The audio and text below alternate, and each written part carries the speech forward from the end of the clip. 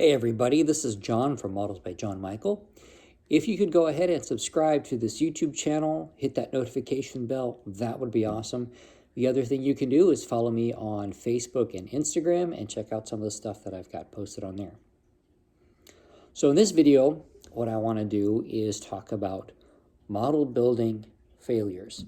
I've had two recently, and I would like to just, highlight them to help maybe some of you guys try and avoid some of the pitfalls and some of the mistakes that I've made. So the first one is for that underwater diorama that I was doing. The project ended up being a complete and utter failure, and it all fell apart when I did the epoxy. So I'm going to show you the project here and kind of highlight some of the things that went right, some of the things that went wrong with it. So here we are. This thing is heavy because it's all covered in epoxy.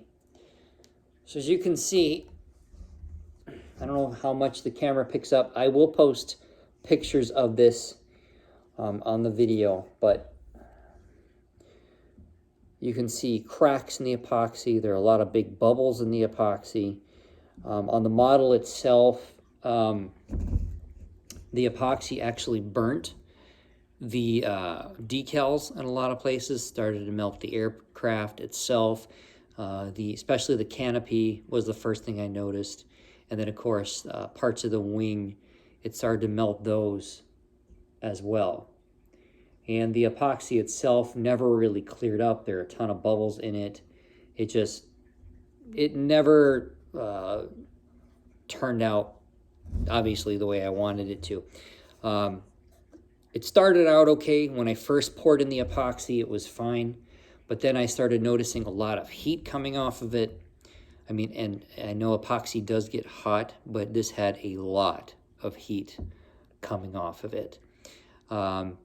And then, of course, the bubbles started forming. I've got goops, what ended up being kind of a softer part because it didn't solidify, the bottom, I guess, didn't cure right away. So it started on the side where the plexiglass was, bubbles started coming up, and then all this extra material ended up on the top. So it got really goopy on the top. Let's see what else started happening. Oh, I did the epoxy, or not the epoxy, the plexiglass around the sides of it to try and hold it in. I did hot glue, and the hot glue gave way after a while. I don't know if the epoxy just pushed the hot glue out of the way, or it just ate through the hot glue and then just started leaking. That's why all around the sides you see leaks from the epoxy. There's a ton there. This side wasn't so bad. And then there's a bunch on this side. And then on the bottom here where I had some seams, it started leaking through on some of these seams as well. And then the little rubber feet that I had, the epoxy got all over those as well. So yeah, this turned out to just be an utter disaster. So that's what I did wrong. Oh, and then the other thing too was I guess I'll talk about what do I think caused it to turn out this way, the reaction. Number one, I didn't do, and I'll admit this freely and openly, I didn't do enough research on the type of epoxy that I should have used. I just bought this epoxy from Michaels and used what they had right on the shelf there. Would it have worked? Should it have worked? I don't know. And I don't know if it was the epoxy itself or there was a materials that I used on the build that caused the reaction. It might have been the foam that I used for the building up the terrain. Could have been the plaster, could have been some of the paint that was used. I'm not sure what caused this reaction, but it just cascaded out of control, and then it was just one bad thing after another. So there's that. Now, what did I do right? Well, I believe that what I did right was all of the building up the terrain, building up the, putting the sand in and putting the plane on there. I mean, all that looked great. Another thing you'll notice too, there's no shark in this. That was another thing I did wrong, was I didn't weigh down the shark. So even if this had been a success, I had to remove the shark from the build because the shark kept wanting to turn on its side and float up out of the epoxy. So lesson learned there too. And the other thing was maybe the temperature wasn't right, because I did it out in my garage, and at that night it was fairly cool outside. It wasn't freezing, but it was fairly cool. This is October, so and it does get cool, but there are a bunch of cracks all throughout the epoxy, and it was started to crack as it was curing. So there is that.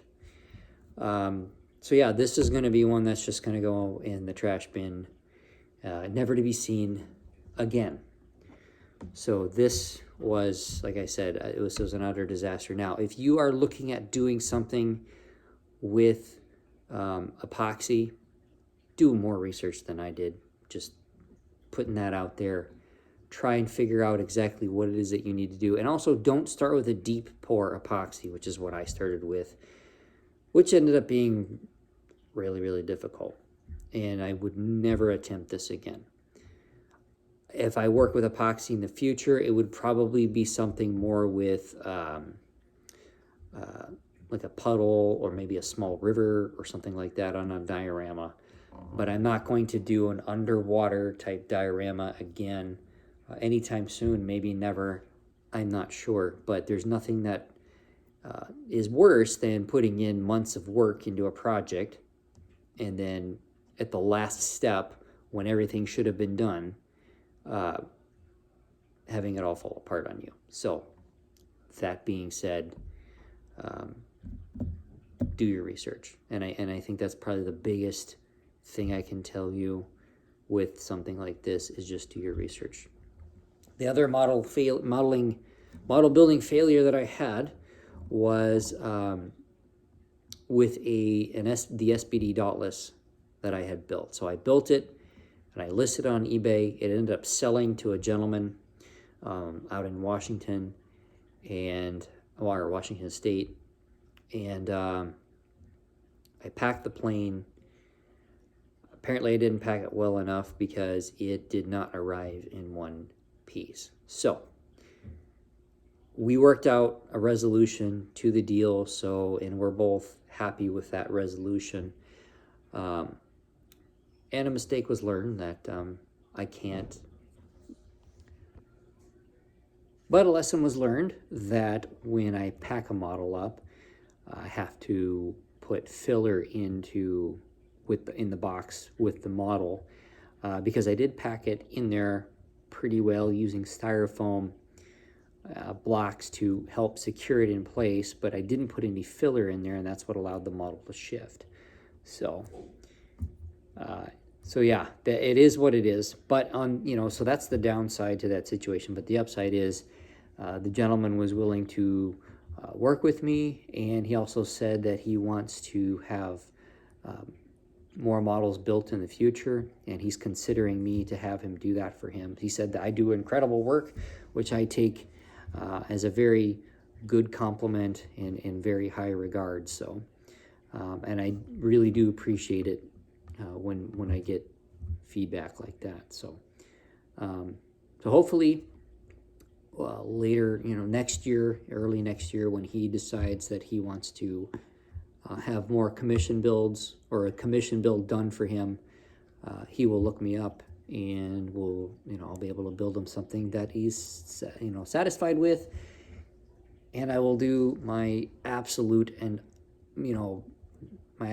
best to make sure that it arrives to him in just one complete piece and not a bunch of little pieces. So I will post pictures of the model in the condition that it arrived in, so you guys can kind of see what I'm talking about. So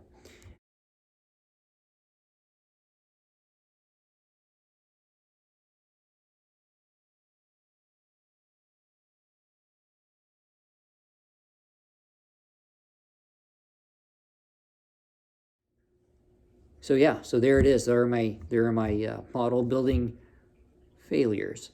I believe in leading with your mistakes. I believe in learning from your mistakes. Otherwise, how can you grow? How do you learn?